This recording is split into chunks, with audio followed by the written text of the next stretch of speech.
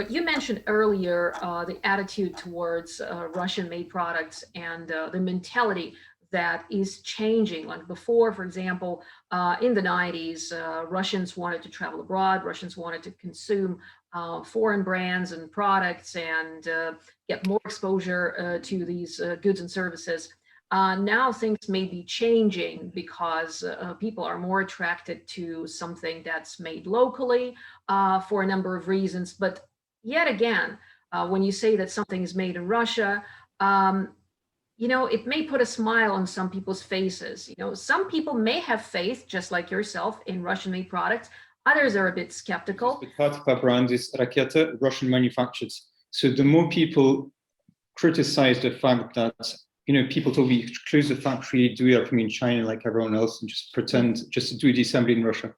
The more they said that, the more I wrote in bigger letters, "Сделано в России," Russian manufactured, put it in your face, because it's something that you should really be proud of. Russia has incredible skills, incredible know-how. For example, we do some hand engraving on our watches, and I show it in Switzerland, and they say it's amazing, the quality. There are some incredible skills in Russia, and you can make incredible things in Russia. So I would say the Russian manufactured is totally undervalued in Russia because by Russians themselves. This is something they should be really proud of, and they should try to do things in Russia rather than trying to do things outside Russia. Yes, that's the major thing, though, changing that mentality, but maybe with time, things will be different. How have you changed as a result of your interaction with Russia? When I started Raketa, I wanted to change everything, but it took me some time to actually learn to listen to our specialists at the factory, because at the beginning, whatever they said, I thought they were wrong. I knew the Swiss were right. And it took me some time to understand that actually they knew quite a lot. They knew actually sometimes much more than the Swiss.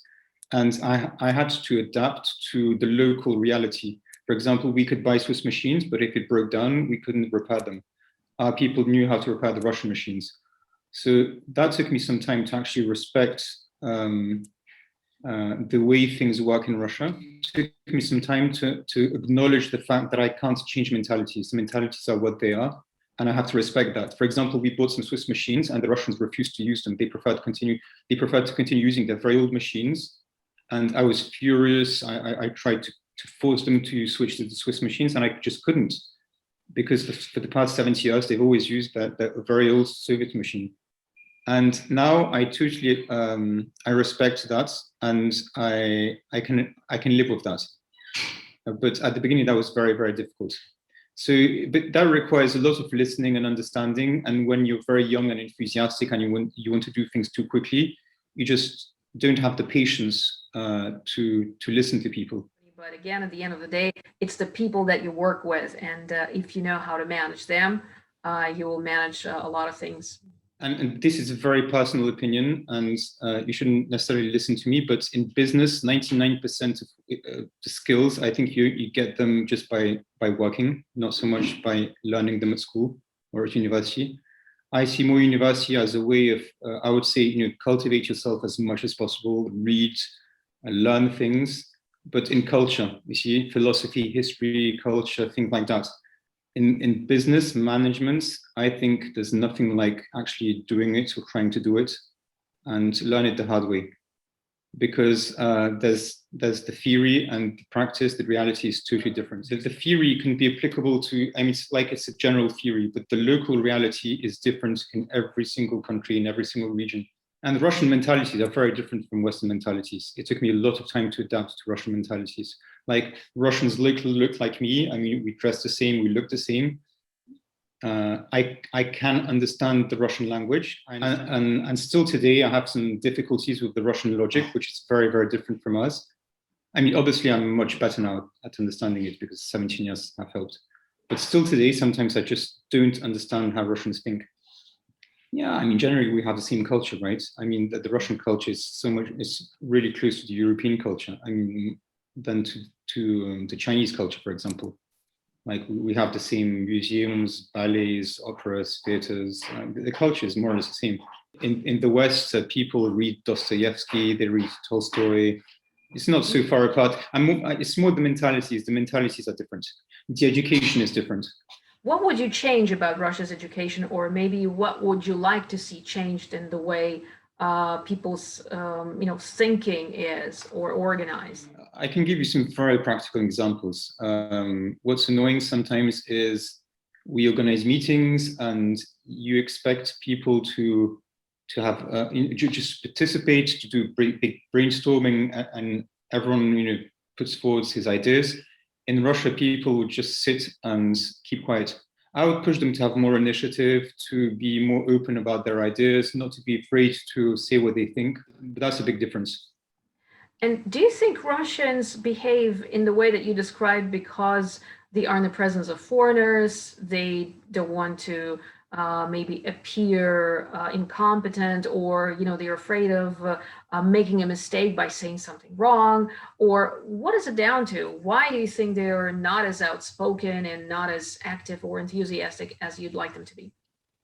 Well, for example, in English schools or even French schools, from the very beginning, they want you to interact and to participate, and they ask you questions, and you read text and you have to comment or say what you think about the text in literature, for example. My children go to Russian school, Russian public school, and they don't do that. They sit behind their desks, and it's more like they listen to the teacher, and the teacher doesn't ask them to participate, or at least not as much as in the West. I'm not saying it's good or bad. I'm not judging. It's just the system is different. In the English system, they would expect you to participate, and it's much more interactive. But what's interesting about you is that you're a product of several cultures, yeah? And so are your children probably. Does that help you, or does that make your life more complicated or difficult? No, it definitely helps. It helps because it's very easy for me to adapt. So if I go to England, I would have English friends. If I go to France, I have a lot of French friends. In Russia, I have a lot of Russian friends. Which is not the case. For example, I know many Russians who live in London, for example, and they've lived in London for 5-10 years, and they haven't got a single English friend, for example. So they totally live within the Russian expat community, and they don't interact at all with, and same in France, they would live, and they would only see Russian people. I mean, I was brought up in different countries with different backgrounds, so maybe it's more easy for me to adapt. But that's a very good word in Russian. It's gостеприимность. This is very strong. This is very strong Russian quality. That doesn't necessarily exist in England, for example. Yeah, or much less at least. I wouldn't say that English people or French people are not interested in Russians. It's the mentality is very different. So it just makes it more difficult to interact. If you haven't studied in France or in England and you just move to England for your job, it's very difficult at the beginning to actually be able to talk to English people and go out together with them to restaurants. Or do you have to try extra hard, make this extra effort to? But the English people are particularly difficult to socialize with. But that's true. The French less. The French are more open. The English are very polite, but that's it. They're very polite, very cold at the same time. The French can be less polite, but they're warmer. It's more the Latin mentality. But the English people clearly are very cold people. I mean, Russians and English are very different. Like, Russians are very sentimental, emotional people. That the concept that the Russian soul exists. If you talk about the British soul, it doesn't mean anything. The British soul doesn't exist. English people are not emotional people. But maybe it's just hidden, maybe. No, it doesn't exist. No, that's just not emotional. There's a very big gap between the Russians and the British, a very strong gap. And what about the French people? The French people are closer because the French people are more Latin, more emotional. So I think it's easier for the Russian people living in France to interact with French people. The Western mentality is much more sophisticated in terms of branding. So to build a brand takes a lot of time, and Russians sometimes want to do things too quickly. It took a lot of time to actually build this positioning and have it accepted by the market. So you cannot build a brand too quickly. It takes a lot of time. And Russians, as I just said, sometimes want to do things very, very quickly. And it doesn't work like that. And especially, it might work in Russia, it doesn't work in the West, because the West, they're very sophisticated with brands.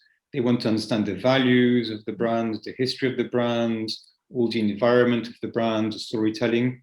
And yes, unless it really fits, people will see that something doesn't fit.